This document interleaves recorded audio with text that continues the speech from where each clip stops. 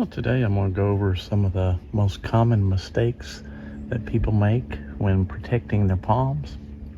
This is especially good info for people that are new to protecting your palms. And so this applies mainly to people that are covering their palms or heating their palms with either lights or heat tape or any other thing that you're doing. And so we'll get right to the first thing.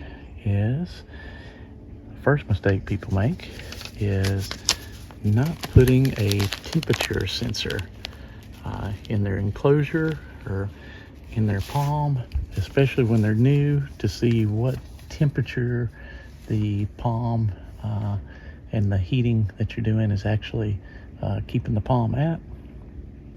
And these can be purchased pretty cheap, either Amazon, Walmart, where you want to get them. Here in the US, they cost like $15 for just like one, or you can get these more elaborate setups that have several. I use this one called Ambient Weather right here, but there's probably some better ones, and I think even some newer high-tech ones that go up to your phone. And here, looking up at our mule palm, which is like 18 feet plus.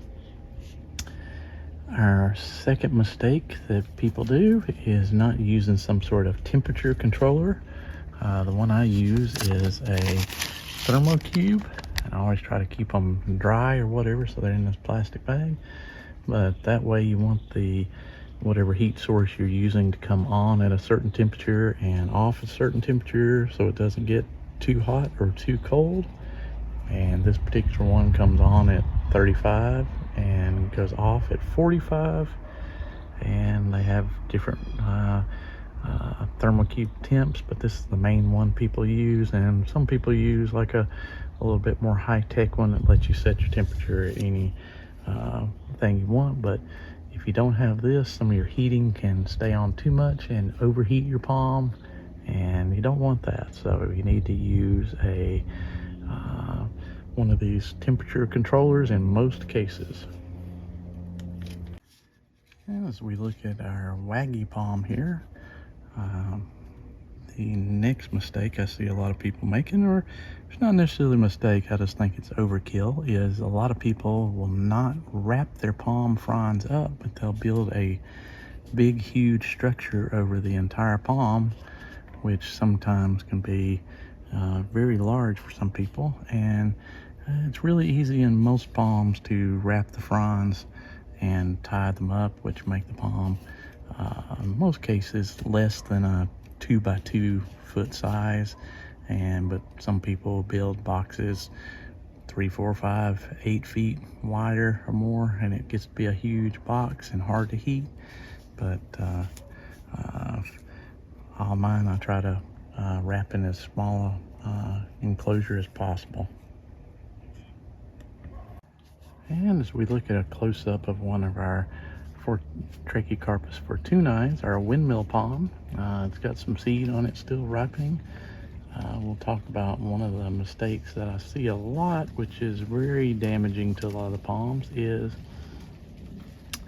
they will wrap the palm with lights. This is mini lights, but they wrap them with the palm with the bigger lights, the C7 or C9 lights, which are Christmas lights that have the big bulbs. And they wrap that especially around the spear of the palm, and then they'll wrap a material over it, a cloth or a frost cloth or something like that.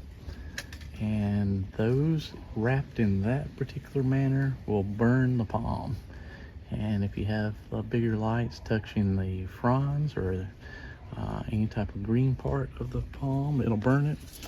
And also there's some ways to burn the palm, like turning the heater or something like that directly on the palm and palm spear, or having a big bulb directly on the spear.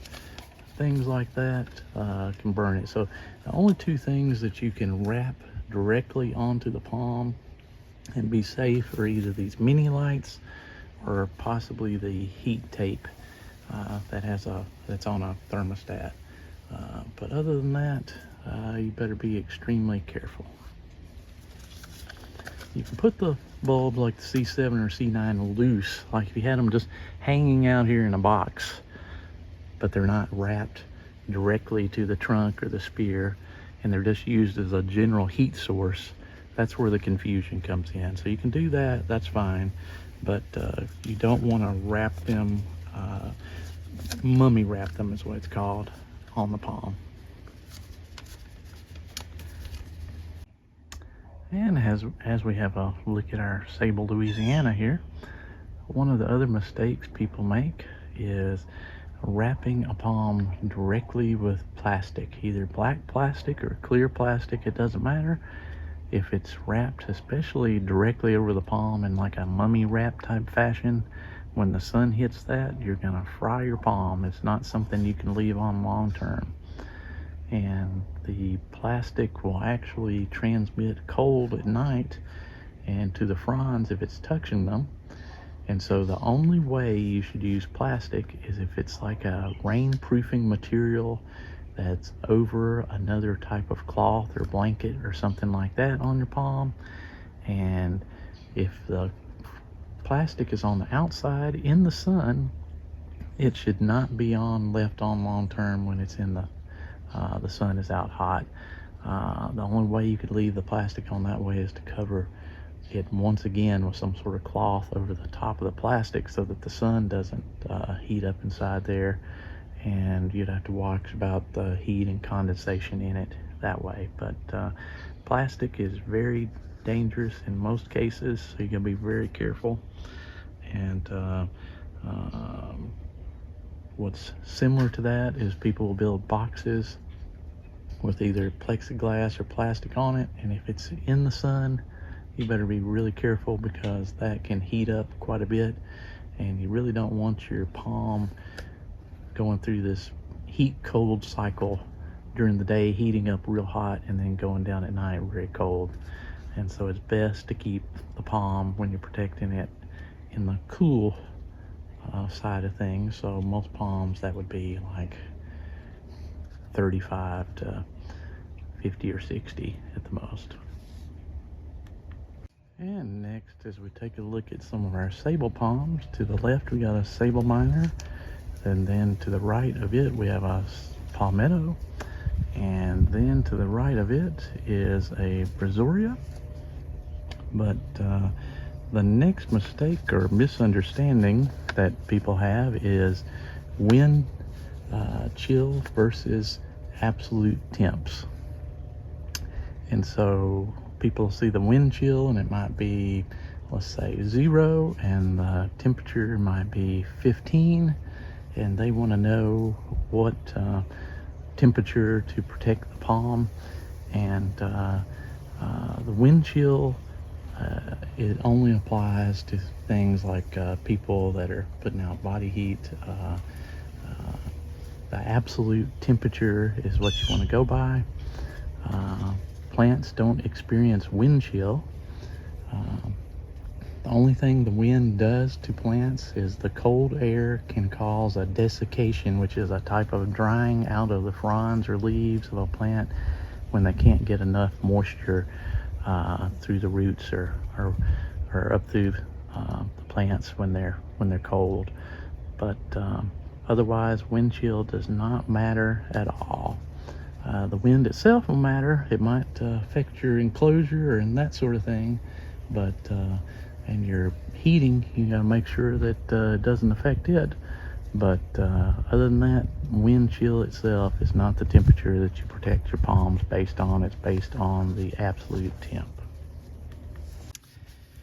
Next, we'll talk about, as far as your connections, something everybody overlooks is you want to make sure there's something called a GFCI, which is if your electric cords or whatever, if any of your electricity comes in contact with water, it'll trip something on most houses called a GFCI circuit.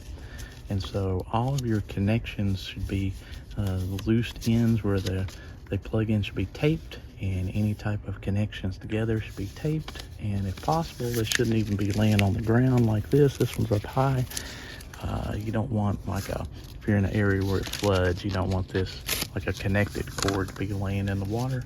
that might trip your GFCI and turn off the power to your cords.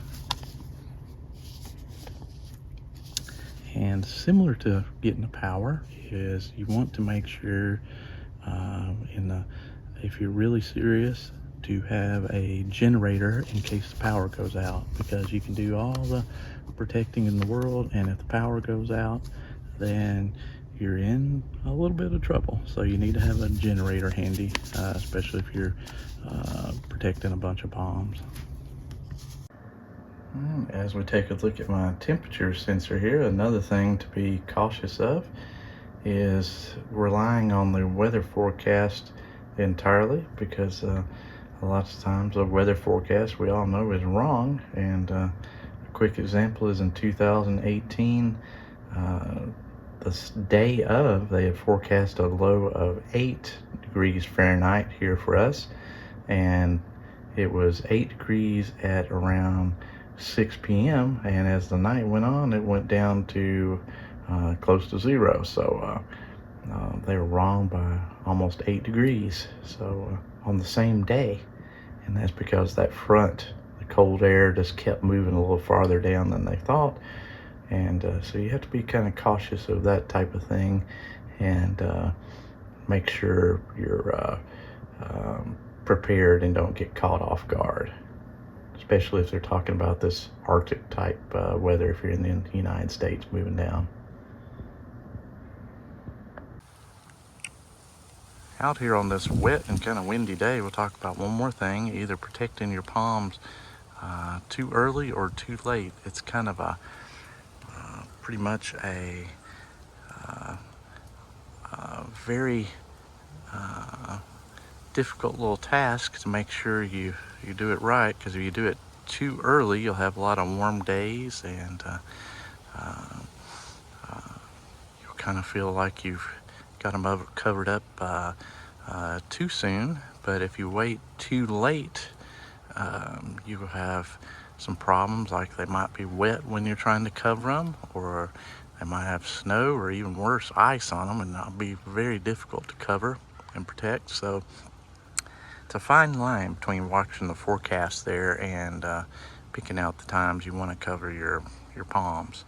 So be careful. That's one reason that on some of these palms I go ahead and put the lights on them, but I don't cover them yet, just so I have some of it done. But if these palm fronds get snow or ice or something like that, or are wet, they're going to be difficult to cover up and do it properly. So you generally want to try to find a fairly nice day that occurs before you see some of this bad weather coming in, and usually that happens, but you just have to be careful in your area and kind of make those decisions on your own. And so here, generally, like the windmill palms, or generally, if we are going to cover them, it's going to be somewhere between mid-December to mid-January. And if you're around a lot and here and can watch them, they might not need to be covered at all. It's just kind of a year-by-year thing here. But anyway, that's one of the dangers: covering them too early, getting too far ahead of yourself, or waiting too late when the snow and ice is out there and got you where you can't cover them easily. And next, you're going to want to have your supplies well in advance of anything happening, especially if you're somebody that only protects very rarely, maybe certain years or something like that. You need to have your plan in place and your supplies picked out. And because of that, once in a lifetime cold comes and just announce it a few days beforehand, and you don't have the proper supplies to protect your palm or plants, and you might be out of luck. So it's best to have everything in advance.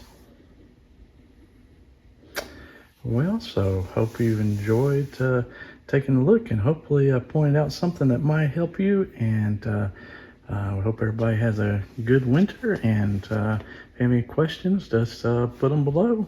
And please like and subscribe to these videos, and that helps us make more videos for you. And we'll see you later.